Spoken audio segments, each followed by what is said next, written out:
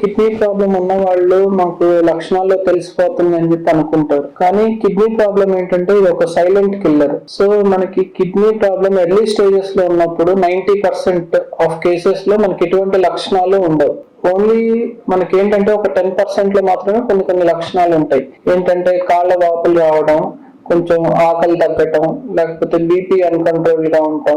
ఇవి కామన్ గా early stage లో ఉండేవి. కాకపోతే ఇవి ఎక్కువ మంది పట్టించుకోరు. మన కాళ్ళ వాపులు అంటే జర్నీ చేస్తే వచ్చిందని, లేకపోతే వాటర్ ఎక్కువ తాగామని ఇలా నిర్లక్ష్యం చేస్తూ ఉంటారు.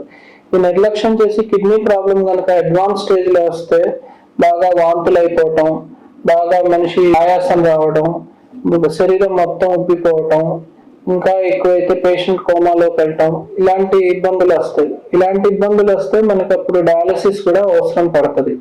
సో మనకి కిడ్నీ ప్రాబ్లం అనేది ఎర్లీ స్టేజ్ లో డయాగ్నోస్ చేయటమే మనకి కొన్ని టెస్ట్ల ద్వారా, ఈజీ టెస్ట్ల ద్వారా చేయించవచ్చు.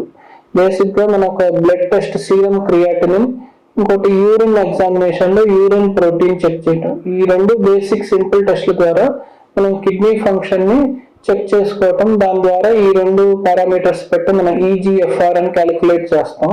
దాన్ని బట్టి కిడ్నీ డిసీజ్ స్టేజింగ్ చేస్తాం. Stage 1 to stage 5. 1 to 3 stages లో most of the time symptoms అనేవి ఉండవు. సిమ్టమ్స్ అన్ని స్టార్ట్ అయ్యే టైంకి స్టేజ్ 4 or స్టేజ్ 5 అనేది ఉంటుంది.